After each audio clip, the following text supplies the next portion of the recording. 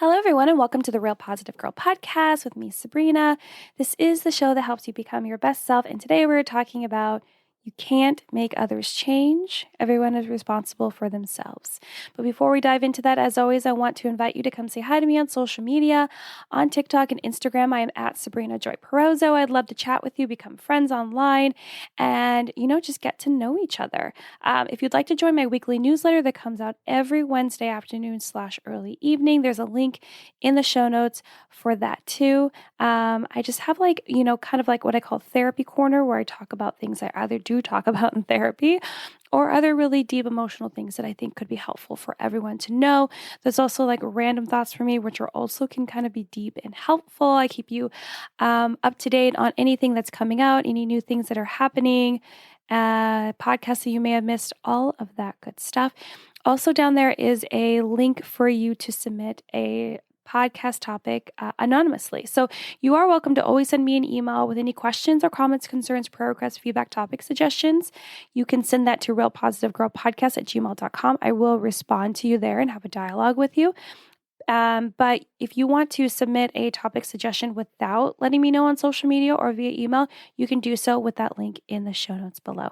There's a couple other things down there if you want to check them out, but let's go ahead and jump right into today's episode, which again is you can't make others change. Everyone is responsible for themselves. Well, I tell you what, there have been so many times where I've wanted to change something about someone, either for the sake of themselves, just trying to help them out, live a better life for themselves, and for the lives of those around them. So whether that was me or their family or their spouse, or their partner, or whoever it is, I'm like, listen, if you do some changes, everyone will be happy, including you. And I admit, because I'm very transparent and vulnerable with you guys, I'm going to tell you when I've done things that I shouldn't have done. It's totally fine. We're all learning and growing here. I admit that I tried hard with a few people, like for sure, trying to convince them that they needed to change and figure out how, or, having them go through the process with me, or by giving them a specific rundown on what they could do to change and become the person I thought they should be. So it's like a step by step. I'm like, okay, well, if you do this and that and that in this order in this particular day and time, and when the sun is setting in the sky in this place, I want you to do all these things and you will become a better person, and that will serve all of us well, right? And this was all very selfish. I can admit that. But it was like, I did truly want to help them for sure. But I also knew that it would probably help other people too. And that was part of it. But it never really worked. It never really worked. And when it felt like it worked, it was only temporary or only while I was micromanaging the situation, kind of being on top of, okay, how are you doing with this? How are we doing? How are we moving forward? How are things going? So really it was useless. And I'll tell you a specific example where someone would think, oh my gosh, Sabrina, you made a lasting change in that person's life. When in reality, they just went and found a different thing to do that wasn't great for them. So, my dad growing up used to smoke cigarettes. He used to smoke menthol lights. Yeah. And I believe it was like a white and green package. I don't quite remember exactly what the package looked like, but I remember it was menthol lights. And so for years, I would always be like, Dad, you shouldn't smoke. It's not good for you. It's not healthy. Right. And then there became a time where he stopped smoking, and it was great. However, and so you would think that me as a child, this is like as a child, me telling him that he should stop smoking, it's not healthy for you, it's going to hurt your heart and your whole body and you might die quicker. No one wants that. I pause because I do have a lot of trauma with that man. But again, as a child, I was like, I don't want you to die. I don't want him to die now either. I really don't. I just want him to live his best life as he can. But I didn't want him to continue on hurting himself. And so he stopped smoking. But instead of smoking cigarettes, he started smoking marijuana. And it's kind of funny because I think that he thought I didn't know, but I knew. Because, it's hard to not know that. But, while I was growing up and especially in high school, I definitely had this like demeanor and like appearance that I was super like innocent and not getting in trouble and doing things. And I really wasn't getting in trouble. There were definitely things where I pushed the limits and he didn't know because I had that facade on. But yeah, I definitely knew. And so, if I were to tell someone that story, they'd be like, oh my gosh, good job. You got him off cigarettes. But really, it wasn't his desire to want to do that. I think he just did it because me and other people were telling him he should. And then he just shifted on to smoking something else. So it wasn't lasting change because it wasn't actually a decision that he truly wanted to make and where he actually saw value in making that change. So really, anytime I'm pushing someone to make a change that they are not ready for, it's useless. And this was a pointless endeavor on my part. And it really is on anyone's part that has done this because you can't change someone if they don't want to change. For people to have lasting change in their lives, they first have to want to change and then make their own decision on what action to take and when to take those actions to start moving into that change. That's it. They have to make the rules. They are in charge fully. We are all responsible for ourselves, which is why I drive home the point that we should not be leaning into a victim mentality and expecting the whole world to take care of you and do everything and enable you and continue to, facilitate everything being easy for you. Because we're all responsible for ourselves. That includes making changes in our life because you have to decide to make the change. And then you can have all the support and help in the world to do that. You just have to decide to do it and then take the first steps towards action. And if you need people to help you like figure out what that action is, fine. But they still have to decide. They still have to decide. They still have to make that decision all on their own. And it doesn't matter how much you love them or tell them how much better life will be when they start doing this or stop doing that, or even when they know the consequences of their actions. Like, it doesn't matter, right? Because they have to see these things, like the consequences and how their life could be better and the changes, a positive influence on their life, blah, blah, blah. They have to see these things and anything else that could happen as a real reason for them to change. They have to believe in the change, at least a little bit, for it to actually make any sense to them, for them actually to take any action steps to move forward. They have to start believing in themselves enough to want the change, to ask for help, and take that first step towards actions of change. That's it. There's no other way. I'm telling you, there's no other way. You might think that you're making some changes because they've stopped doing something, but how many times have you heard stories about someone saying, yeah, I convinced my husband or I convinced my friend or my sibling or whatever to stop doing this, and they stopped, but then come to find out they were doing it in secret, right? It was still a shameful event for them to go through, but they could not kick it because they weren't ready to kick that behavior, that habit, that mindset. They just weren't ready. They weren't ready, right? They didn't have all the knowledge, understanding. They just weren't ready. So you can fight me on it if you want. That's totally fine. But lasting change doesn't happen until that person actually makes the decision that they need to change. The only disclaimer here is that sometimes there will be situations where an intervention is needed if someone really is in danger themselves or they're putting other people at risk of being in danger. So if someone is like doing drugs or engaging in some sort of lifestyle that's not safe for their kiddos to be around or even their spouse, their partner, whomever, putting other people at risk, then yeah, you're going to need to get in there and really kind of force them to make some changes right away and then help them really, move into understanding why they really need to make these changes permanent or find the best change that will fit for them, for their life.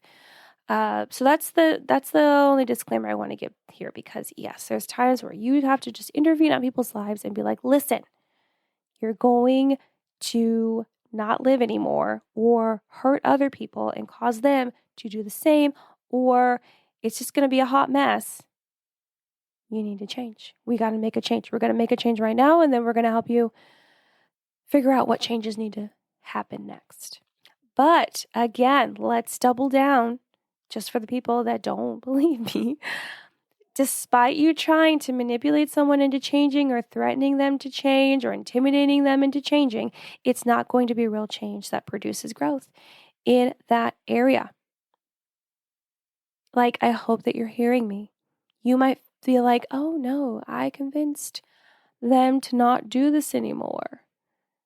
But do you think that when you're not there, they do it? Do you think that if you weren't with them anymore, they'd go back to it? And not because they're like, sad or anything, just because you're not there. You're not there to micromanage the situation anymore. You're not there to oversee them, right? To keep them in place, It's kind of like when you tell your kids to do something and they only do it because you tell them to do it. They don't really want to do it.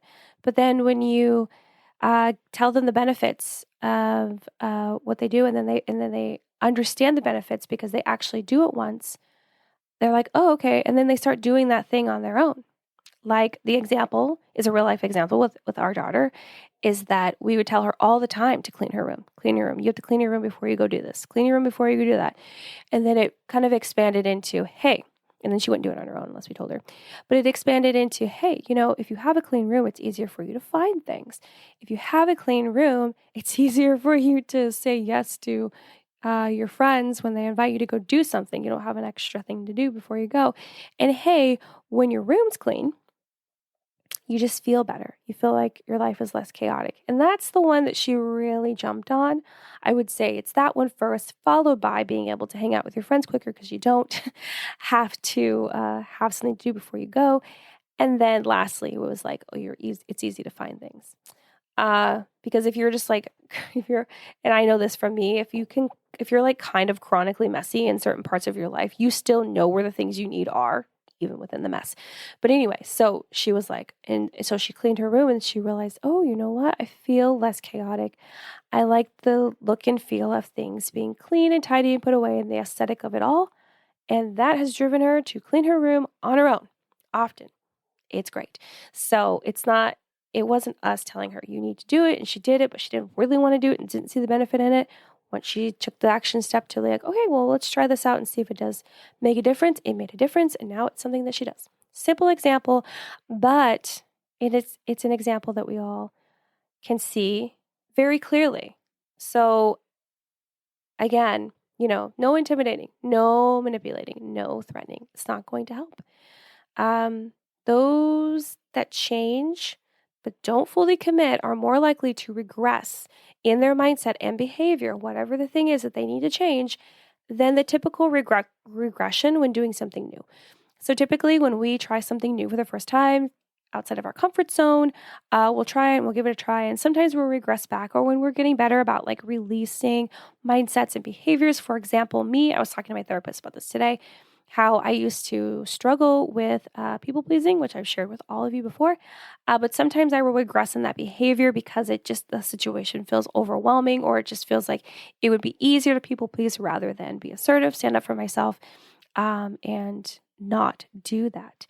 And that could happen. That's very common and typical. But if in regards to forcing someone to change and they didn't commit themselves, they could regress even more back to the point where they're not actually engaging in any of that change that you force them or convince them to do. Now, you might be asking at this point, well, Sabrina, what can we do? Like, is there anything? I would say you can be encouraging. That's it. That's all. No, I'm just kidding. I'm just kidding. No, that's not it.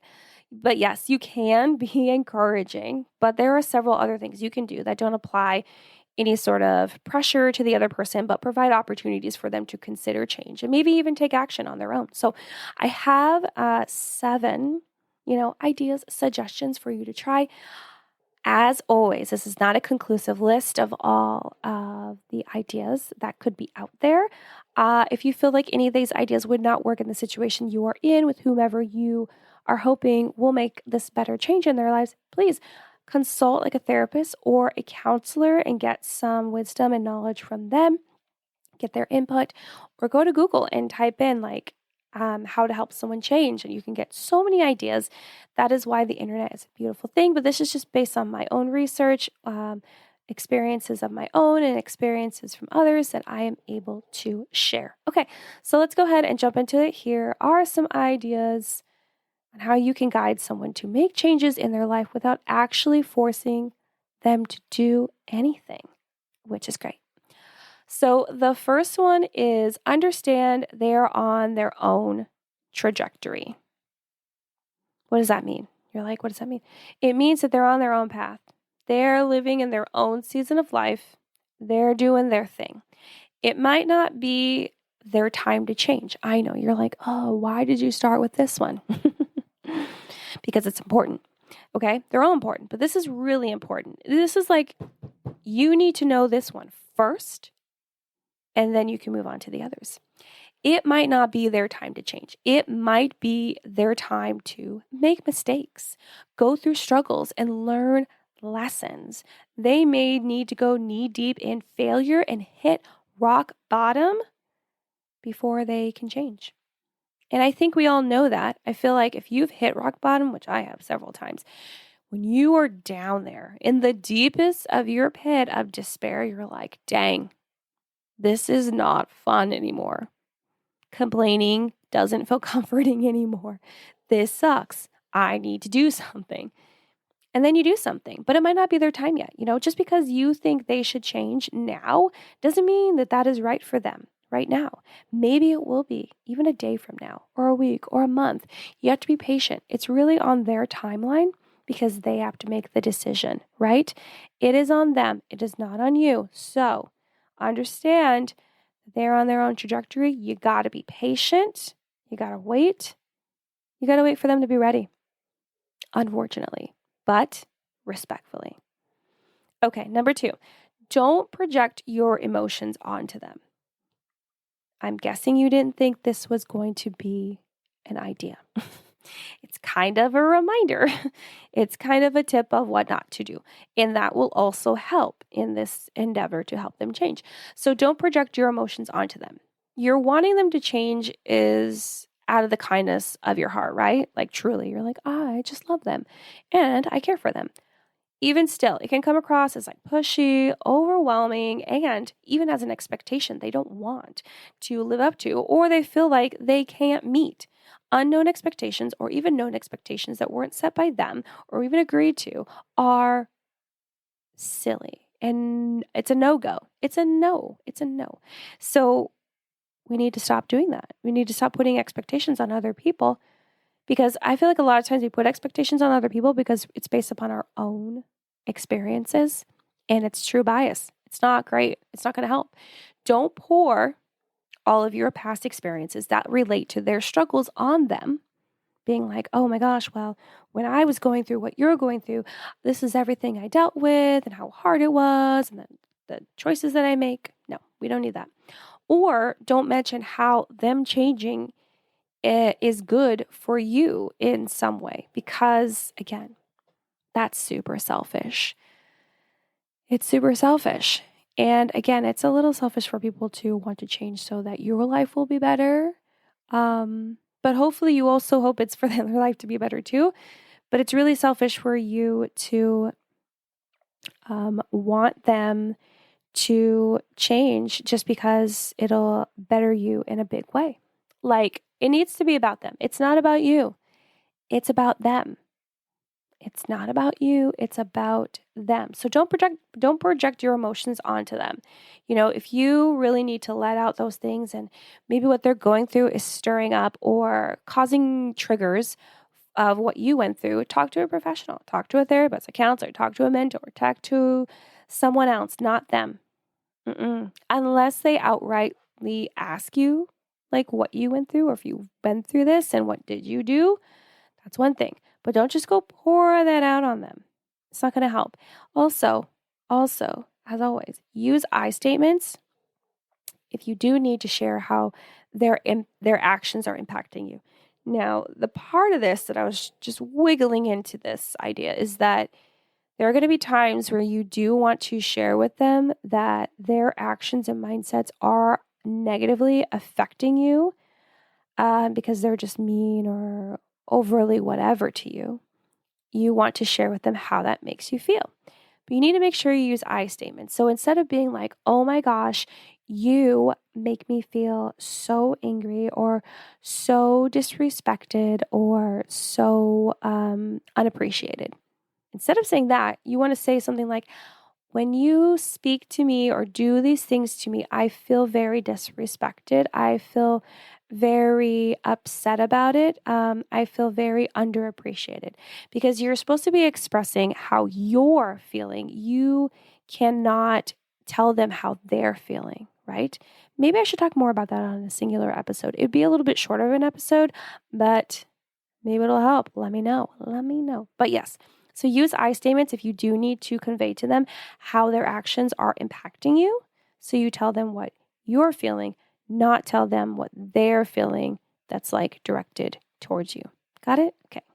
Number 3, be there if they need you. Now, I'm not saying you have to be like on call 24 hours, 7 days a week. Maybe you can because it's like your spouse or your family member or whatever, or your super, super bestie. But be there if they need you. Be available to help them when they need it. Maybe they want to ask you for your advice or how you dealt with it in the past or just need help getting through life in their current fashion. Basically, you just want to let them know that you are available to support them if they want it. And I felt very careful here to put if they want it, not if they need it, because you might interpret the fact that, oh, they're struggling to change, so they need you. No, you have to wait till they want you to come help them and then help them. Now, you can be like, hey, let them know, hey, just so you know, I'm here to help if you want it, and leave it at that. So they know the door is like wide open. Leave the door open. But that's it. Just be available, right? Even if they're asking you to help them and they're still kind of engaging in things, maybe you think that they shouldn't or doesn't really align with the changes they want to make in their life, still be there. Don't talk down to them. It's like just be there to help and understand that you're still making a positive difference in their life for sure. Okay, number 4, again out of 7. Number 4 is be supportive of their positive habits. So if they happen to do something you think would help them become their best selves, encourage that behavior. So if they're doing something that really aligns with the change that you believe they should make or they know they should make, they're just not ready to make yet, really encourage that behavior. Let them know how beneficial that behavior or mindset is, but only in general. Make sure it's pretty generalized. Don't make it too personal because it can sound really pushy. So like if you want them to stop smoking and you're like, it'll be better for you. And you see that they have started cutting back or they're not smoking as much, you can be like, oh, hey, I see that you're cutting back in smoking. That's really cool. How does that make you feel? You really want to make it about them. It's not about you. It's not like, oh my gosh, you stopped smoking, you should just stop. Or you've cut back on smoking, you should just stop. Or go cold turkey. Or I know someone that did this, that, and the other. Like, no, they don't need that. They don't need all of that. I'm telling you. You just need to be supportive of them changing their habits, of their positive habits, Or let's say this person, hurts themselves, right? And you notice that they haven't been doing it as much. And you're like, oh, hey, how have you been? And they tell you, I haven't been doing it as much. You're like, oh, that's great. Have you found another way to cope with how you're feeling? How is that way working out? It sounds like it's working out well. Do you feel like you're going to continue to do that? And you're just like, you're giving some positive reinforcement and doing these things that are a step away from that behavior that, that mindset that you want them to shift away from and change. So just continue to add in that positive, supportive attitude for the positive things that they're doing, and it'll work really well. I'm telling you, it'll be like, oh, Yeah, that's great. And you know what? They might even like identify the fact that you're saying positive things about that, but then when they do the other thing, they're like, oh, I don't really get any positive enforcement for that. So maybe I should think about what I should do. Or maybe I shouldn't do this anymore. It can happen. So just support them in their positive habits and the things that would help them, you know, be on that road to their best selves and whatever change they should make. Okay, so number 5, help them set goals. So this is kind of tricky, but I thought it was a really good one.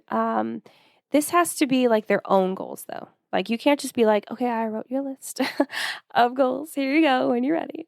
No, it has to be their own goals. You can make some light suggestions, but I would keep it few. You know, we aren't here to be aggressive or in charge of the situation. You know, you can't just like commandeer the whole activity of like creating goals for them. They have to create their own goals.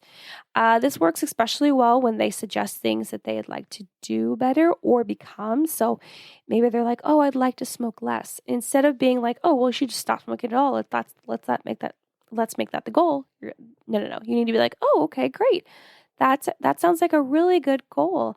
Do you want me to assist you in this goal, or like how long do you think it would take for you to feel like you've accomplished this goal? And do you think you'll have any goals after accomplishing this one?" Really just like help them work through it, talk through it. But you can offer to help them create a plan because maybe they're like, "Oh, well, I do want to start smoking less." And you're like, "Oh, okay. Well, do you want me to help you plan how you can do that? That will best fit you." And, you know, if they want your help, that's great. But if they say they don't want your help, don't force it. Just let them know that you're here if they need you, but help them set goals. Sometimes you have to tread lightly with this.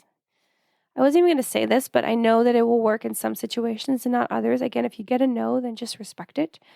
But you could, again, like I did mention it kind of, but I was like, you can make suggestions, but just make sure that they actually align with what they would do and not just what you would do. It's not about you, it's about them. So if you were smoking and you're like, I'm just going to quit cold turkey, you obviously know that won't work for them. So if you're like, well, hey, what if you just like cut back on however many cigarettes a day, you know? And they're like, oh, and they consider that. They're like, okay, maybe I can try that. Then they try that, right? So again, help them set their goals, give some light suggestions, but really try to feed into like what their goals are, or even just flat out asking, hey, do you have any goals you'd like to set or anything that you would like to strive to or want to accomplish that would make you feel really good and proud of yourself? And that can kind of get the wheels spinning for them.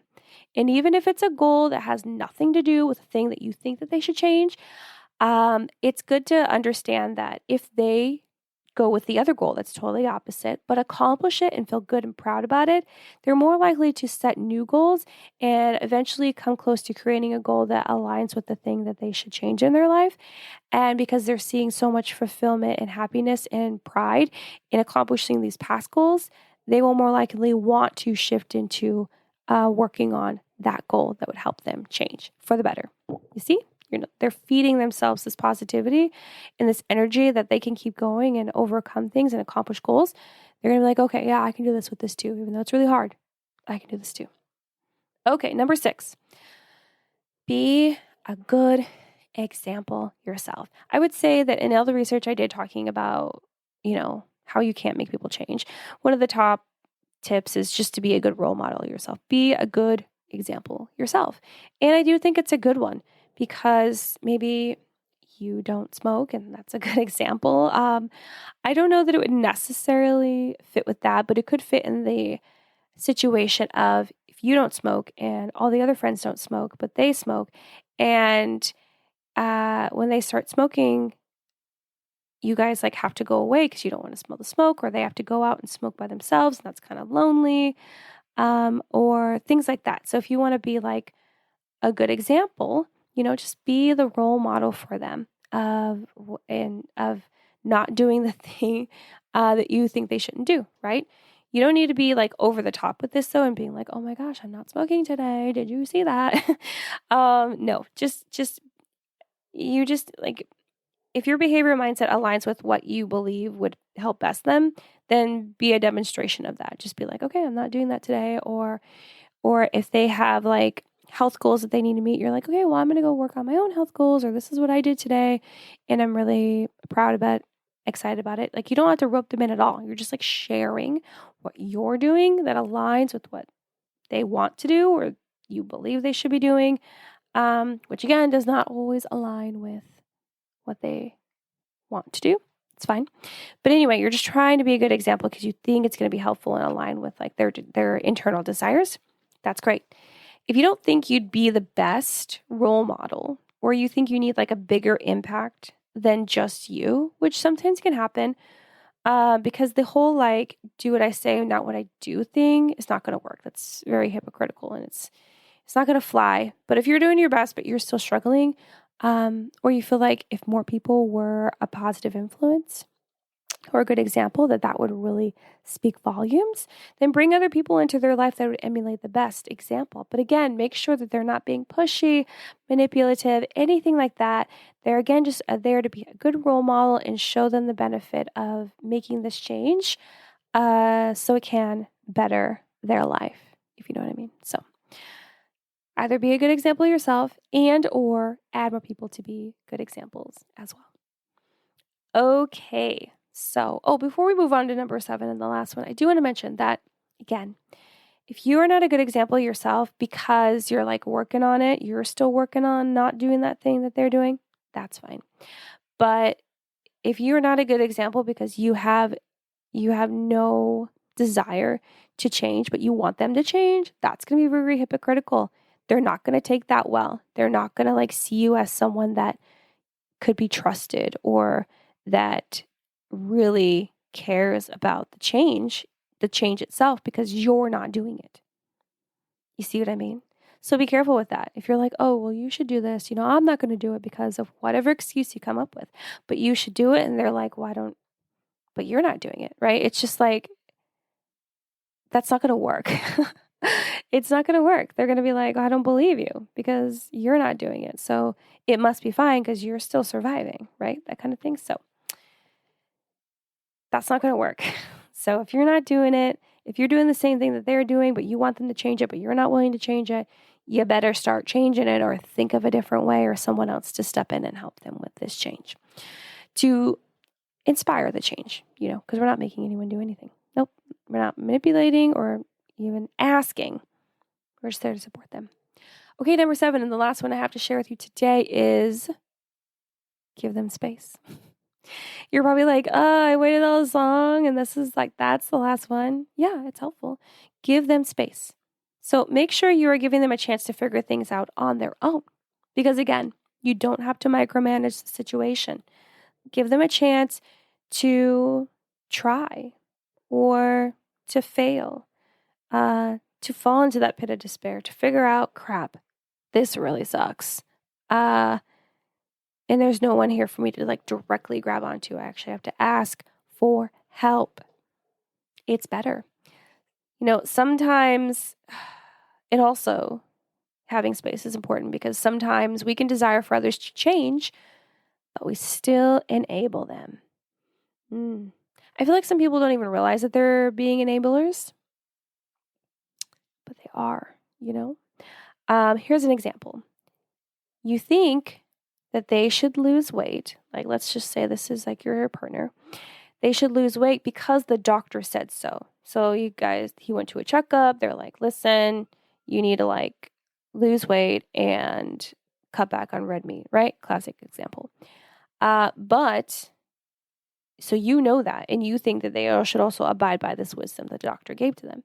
But you help them come up with and validate excuses to not exercise or change their eating habits. So you're enabling them to do something that they shouldn't do, yet you want them to change, but you're going against them actually changing. For what? I don't know. Maybe it's people pleasing because it makes you feel complete and fulfilled when people are happy. So you're giving them what they want, even though that's not what they should have, based upon like what the doctor said, or maybe even goals that you guys decided together, right? For him to have or for them to have, right? sorry, in my mind, I'm imagining like this would be me telling my husband this. This hasn't happened, but that's my imagination. That's why I keep saying he. But regardless, yeah. So they should be making this change. You want them to make this change. Yet you're still like, oh, well, let me just, give you the opposite thing, right? Or you're enabling because you're afraid of some sort of backlash that will happen from them to you, right? They'll get mad at you. Maybe they'll cut you out of their life, right? So, or maybe they will rebel and continue to be unhealthy in their body and it just gets worse, right? There's so many reasons why. So it's important for you to give them space to kind of like try things on their own and also make sure that you are not enabling them in the behaviors that you do want them to change, but you're not really helping them. You're really validating the opposite.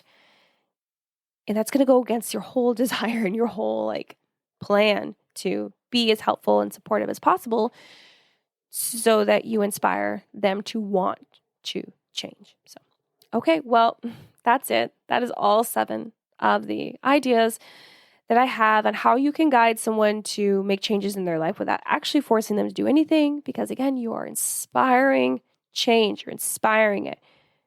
You're not even like really suggesting it sometimes with the goals, but you're not even like pushy about that.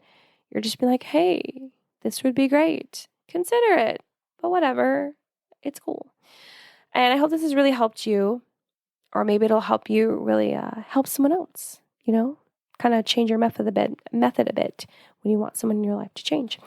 But that is all. So thank you so much for listening to the Real Positive Girl podcast again with me, Sabrina.